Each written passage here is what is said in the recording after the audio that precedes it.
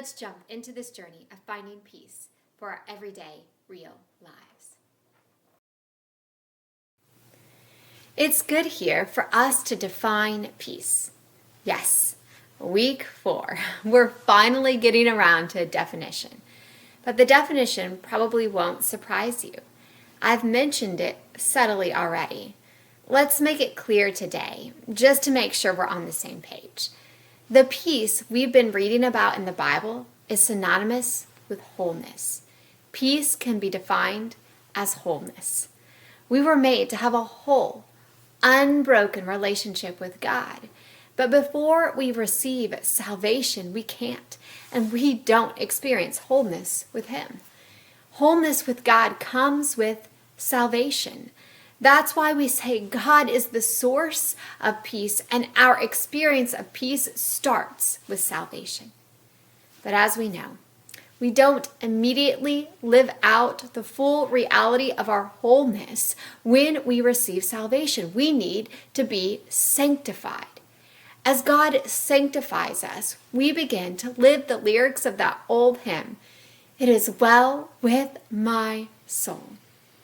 We are well with God in the moment of our salvation.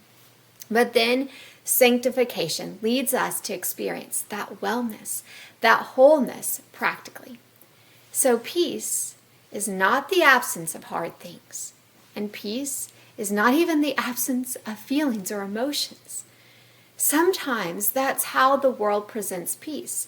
Peace is the absence of all strong feelings and emotions.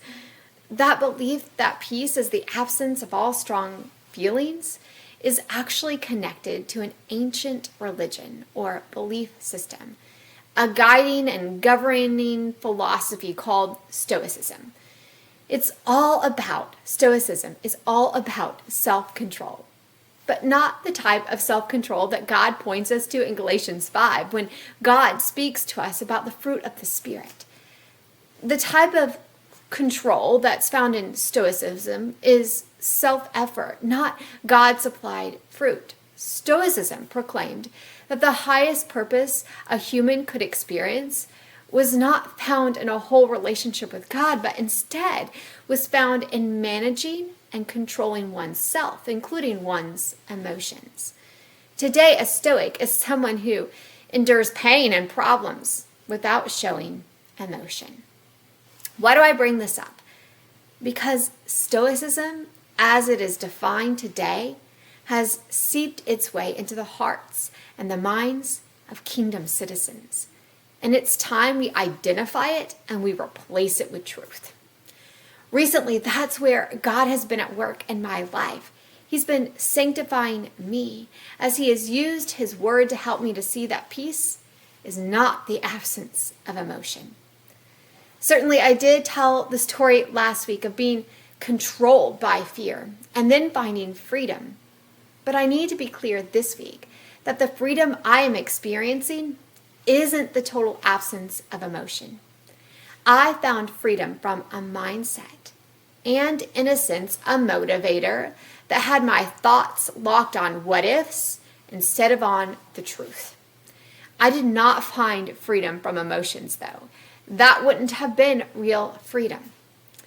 Unfortunately, I lived many years of my life under the weight of the lie that real peace is Stoicism, that real freedom is found in being totally in control of my emotions to the point that I don't even have to let myself feel them.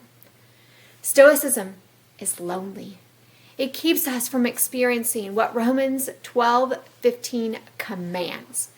Rejoice with those who rejoice, and mourn with those who mourn. Stoicism says, don't say how you feel. Don't even feel how you feel. If we're not feeling, we're not rejoicing or mourning in a way that invites others in. God's heart is that His kingdom citizens would live out the wholeness or the harmony that we have with Him as we live in real harmony with each other. Harmony comes not from being fake or stoic. Harmony comes from being real and inviting others to experience our emotions, the highs and the lows with us. So this week, let's begin our journey to greater harmony and wholeness with others by looking at what the source of peace has to say about emotions and how they have purpose. Let's have the right knowledge, the right mindset, instead of thinking our emotions are always out to steal our peace.